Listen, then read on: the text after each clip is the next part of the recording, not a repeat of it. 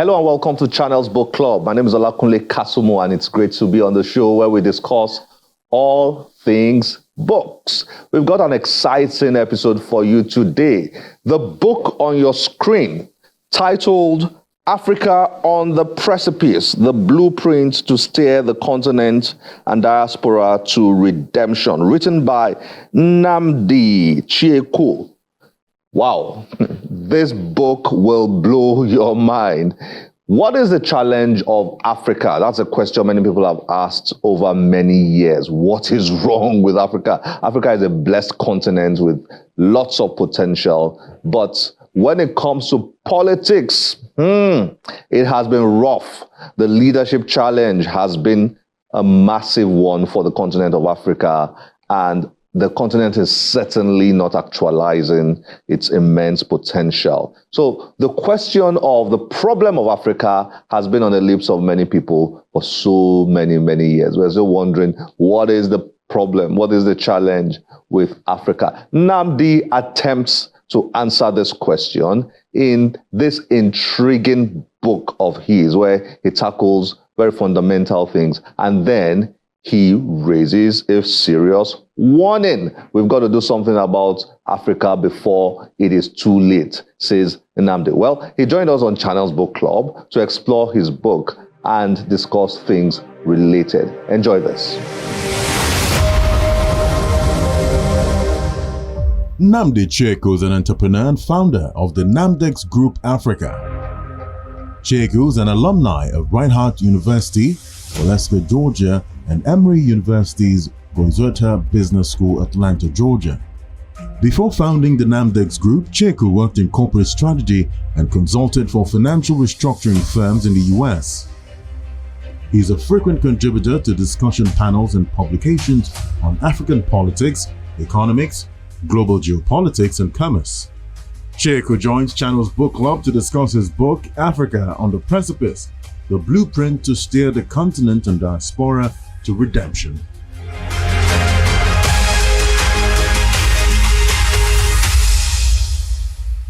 Nnamdi, it's nice to have you on Channels Book Club. Thank you so much. Great to have you here. I love this. Okay, thank you. I think I should start wearing something like this. What do you think? It's called the ADAF signature look. Oh. So if you're with ADAF, this is the signature look. Okay, I'll see you after this. Thank you so much. Yeah. Nice. Great. Africa on the Precipice. Yes. This book's made my head to spin. Okay. I was just reading and I said, oh my goodness, this is heavy stuff. Let's dive in straight. Yes. Why did you write this book? What's the story behind it? Yeah, thank you so much. So I wrote Africa on the Precipice because the spirit of it, the content of it is something that I haven't seen in the literary marketplace as far as Africa is concerned, right? And more specifically, I wrote it because I was in Guinea when the coup happened in 2021. Yeah. And I'd seen Guinea over a 10-year period and the Alpha Condé administration. And being in Guinea during that time period allowed me to really connect the dots, to understand at a visceral level, at a political, economic, social level, the forces that drive African countries to kind of the precipice that we see they are in today. And then once I saw that, I said to myself, I had to articulate this issue because it is leading to a more cataclysmic problem that I foresee for Africans and the diaspora in this 21st century. And I've never seen anybody speak power to truth, be very honest about the role that internal Africans as well as external folks play. But then also proffer a solution and a time frame for that solution, because this is a critical issue that I observe in the discourse about Africa, which is that we never put a time frame to this renaissance that's supposed to happen. And as you can see in the book, I do put forward 2030, and I support that date, because if we don't see this transformation across Africa by 2030, and that's sub-Saharan Africa, then we are going to be losers in this century, and I don't intend to let that happen. Let's get this. Now, from a reader's perspective, you took me from the history of slave trade. Yes. Yeah. Colonialism. Yes. the making of Nigeria. Yes. Then you took me from Nigeria to the continent. Yes. You took me to various places on the African continent. You took me to Guinea particularly because you had a unique experience in Guinea. Yeah. Then from there, you took me to the global stage. Yeah. And then you sort of like connected all this. I would like you to speak to that in terms of helping viewers understand what the flow of the book, and what your message is. Absolutely, and it was very purposeful. So you can't talk about Africa today without talking about Africa in the past. And oftentimes when we talk about Africa today, it's always a question of why can't we get it right? But what I wanted to show by going back to our history is to say it's not a question of why can't we get it right, is where did we begin to go left?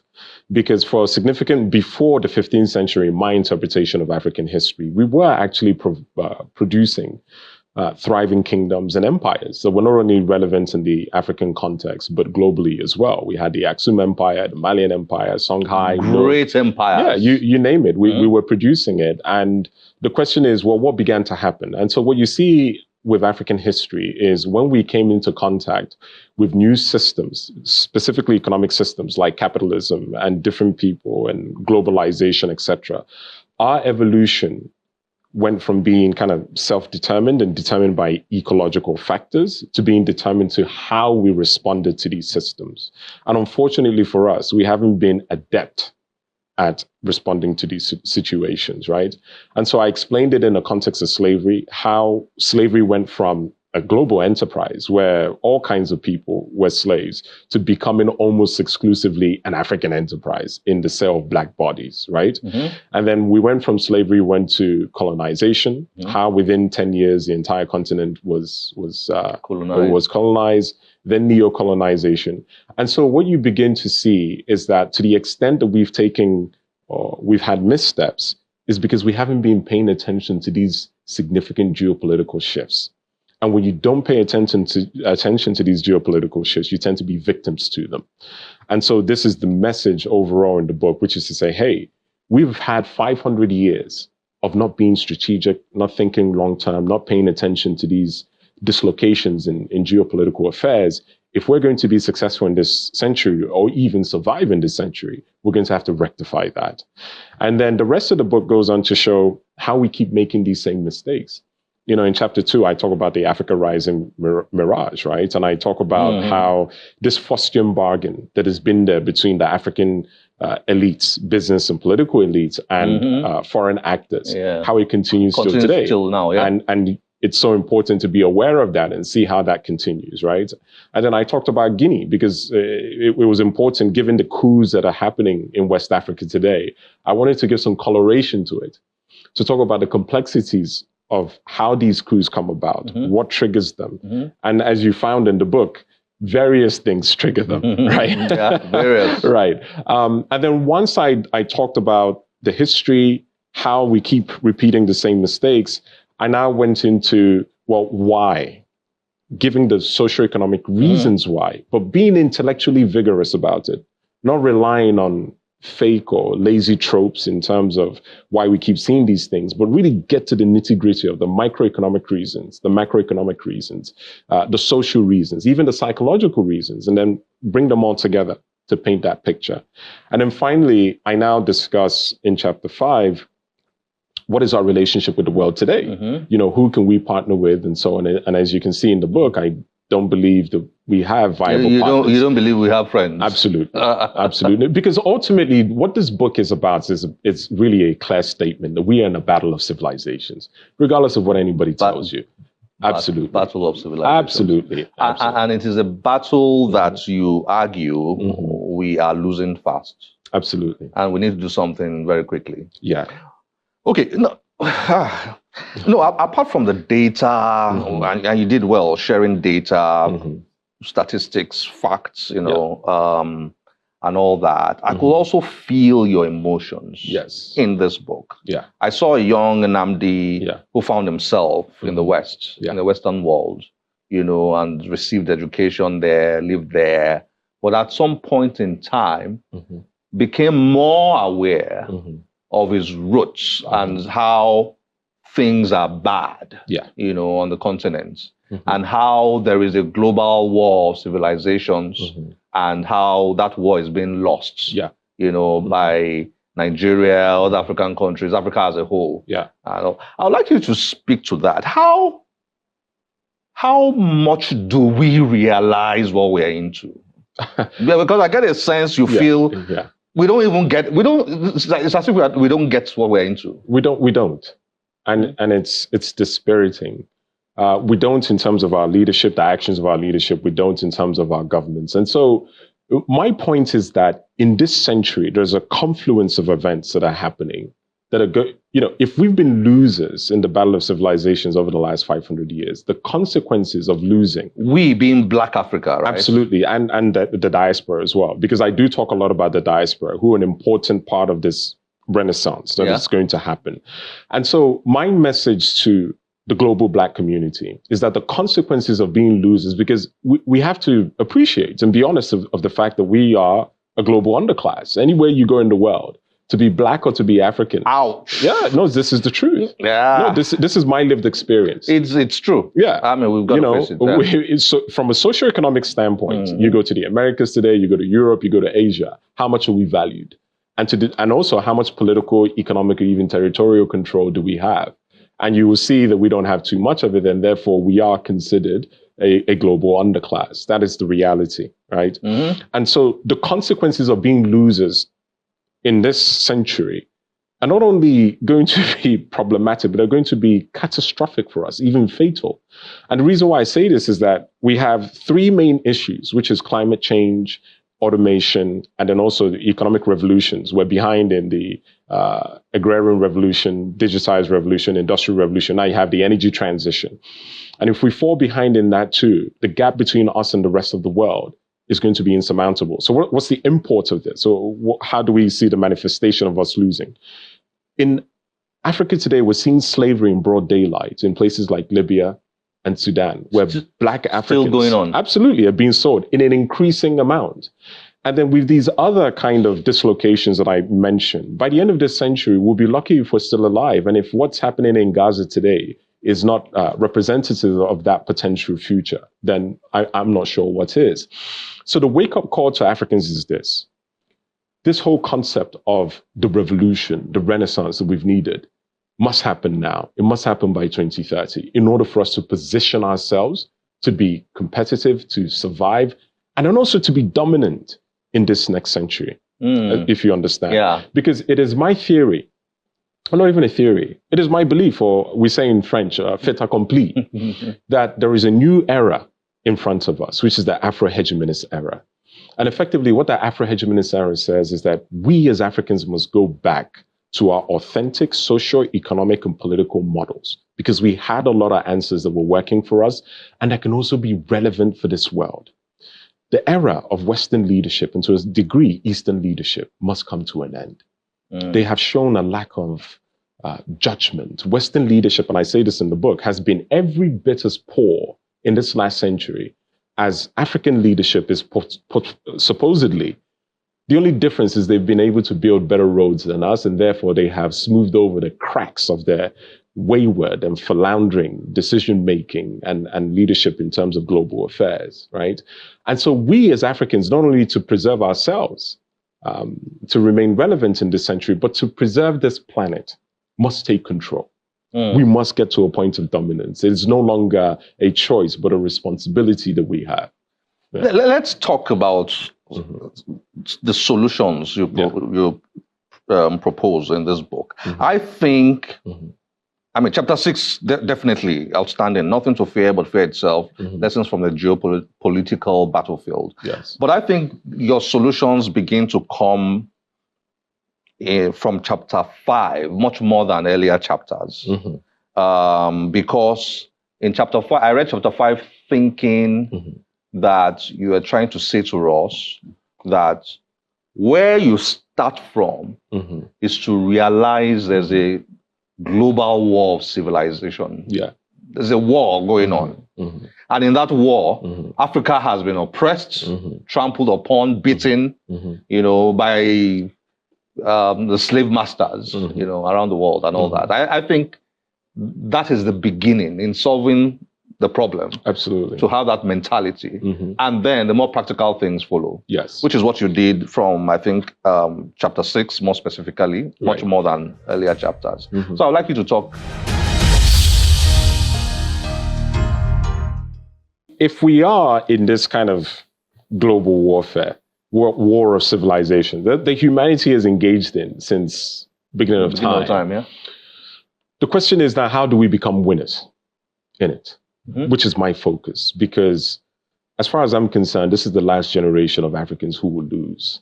This is the last generation of Africans who will be running from their fatherland because we can't get it right at home for some reason. I've been running from Africa since I was 7 years old, and I refused to run. And I kind of wrote this book as a line in the sand to say, okay, this is where we change the paradigm, not only in talk, but also in action, specific action. And so if we are going to be winners, one of the things that's fundamental is this idea of Pan-Africanism. Pan-Africanism. Yeah, exactly, which is coming together, that it is now a condition for survival. We must do it. Not just a good idea. Absolutely. Now, what I do propose, however, is that Pan-Africanism has to evolve to what I call Afro-hegemonism. And Afro-hegemonism is Pan-Africanism 2.0, or an evolution of Pan-Africanism, because it is specific in 5 areas that are needed in order for it to be effective. One is there must be a stated objective, a strategy, tactics, incentive structure, and as well as a mechanism, an implementation mechanism. To the extent that Pan-Africanism has never worked is because it's like these 5 things. Afro-hegemonism defines these 5 elements. Now, from a practical standpoint, what I am proposing is the creation of the Africa Defense and Advancement Federation, or ADAF, right? And so the whole purpose of ADAF is to reduce the macroeconomic risk and the political risk that we see across African countries. No single African country can transform itself on its own because the internal as well as external enemies we face are too strong, right? So ADAF is supposed to be a neutral, non-politicized, fact-based, principled, strong entity that will aggregate 4 powers, which is monetary and fiscal policy, international diplomacy, continental security, as well as governance. You aggregate these 4 powers to ADAF. It will allow presidents and each of these African governments to focus on the structural reforms that are necessary, that we need to make by 2030 in order to move forward. So what it does is it stops African governments from abusing these powers, right, by putting it at this kind of continental level, right? But it also provides us with better protection against our foreign adversaries as well, right? Now, 2025, we will be sending out a delegation to meet with African governments and heads of state and say, hey, this is the way to go, right? And also solicit their feedback, right? 2026, we are going to put together a comprehensive technical proposal that all governments in sub-Saharan Africa are going to be evaluating to see if they're on board. And in 2027, every single government, every single man-child and person on the continent of Africa and every single head of state is going to have to declare where they stand on ADAF. And the message is simple. You're either with us or you're against us. And if you're against us, we'll shut you down. And what I mean by shut you down is if we have a specific country that doesn't sign up to ADAF, because for me, ADAF is the line in the sand, is the litmus test to see who is the friend or the enemy of Africa. Because everything in ADAF is geared to African empowerment and dominance. So anybody who's against it, that's the enemy. Because for too long, we've had people be able to hide in the shadows on the different multilateral institutions, on the different status, on the different titles and so on. But ADAF and the statutes behind it is created such that our enemies can no longer hide, right? So by 2027, everybody's going to have to determine where they stand on this. And we believe that we are going to be able to mobilize the people behind us. We're going to be able to mobilize other civil society entities. We're going to be able to mobilize the masses behind our cause. And we'll shut down organs of the state, economies, supply chains, logistics, etc., until you've relinquished power or you sign up to ADAF. ADAF, I mean, reading through here, yes, ADAF already is on course at the moment. Absolutely. And it is a platform to be used to get African leaders to begin to look in one direction. And that That direction being how to get Africa back on track. Exactly, because the whole point is that we need to transform ourselves by 2030 in order to prepare and be relevant for this century. Well, Nnamdi, thank you. I hope people can get this book easily because it's packed full. Yeah. And you should be getting this book to the presidents and the Senate presidents and the rest of them. Yeah. 2025, the mission begins, and we'll be seeing them both publicly and privately. And we get this party started. Yeah. Great. Thank you for joining us on Channels Book Club, Nnamdi. Thank you. Well done. Thank you so much. And I wish you all the best. Thank you so much. Thank you. I appreciate it.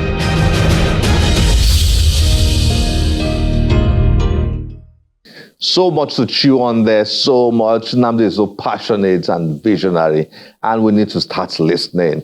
Africa on the Precipice is a book you absolutely have to read.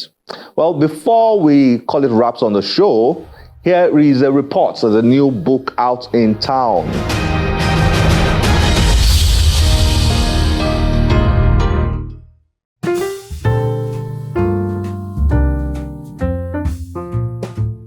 As an illustrator and an individual who is passionate about children, Omolara Kuke launches a debut children's book series, Toru and the Mango Seed. The book launch is in commemoration of her 65th birthday.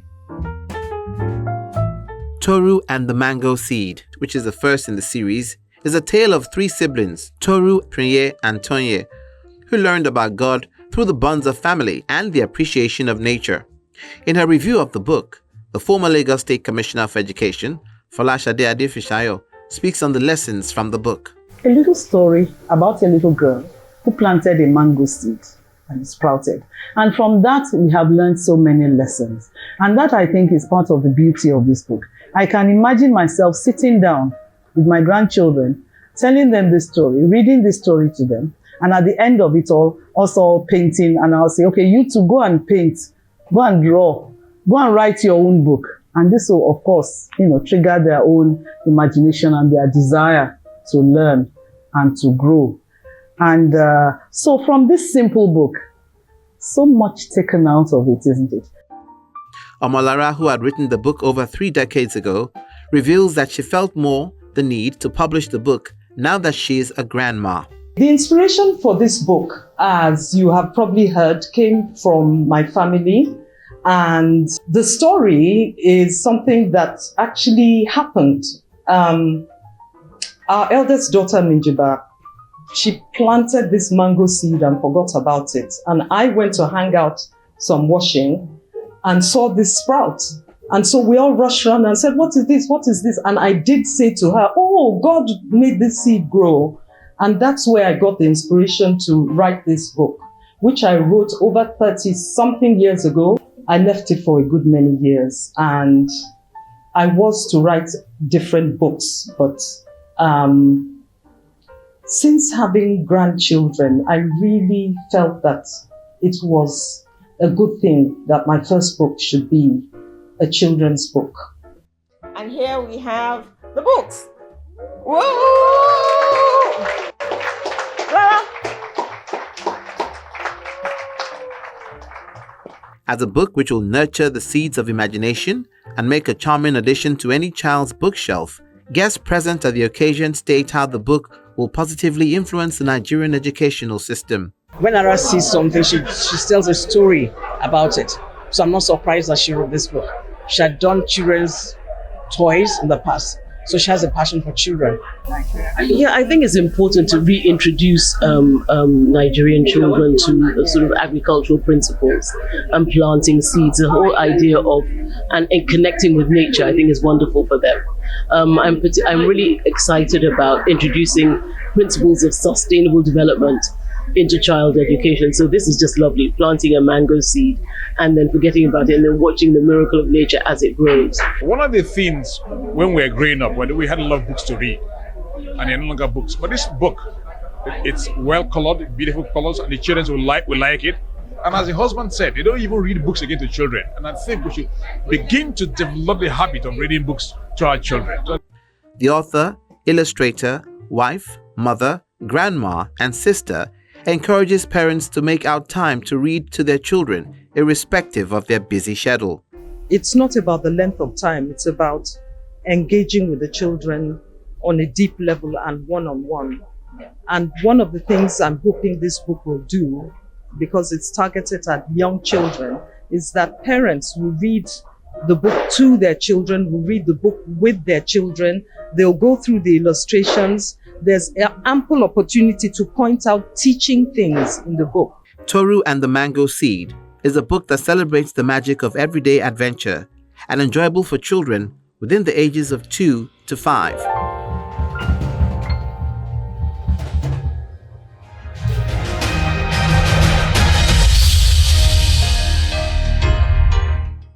This is where we have to end the show today. As always, we'll be delighted to get your feedback through any of our social media platforms displayed on your screen. My name is Olakunle Kasumu. Remember, one great book can change your life. Bye-bye.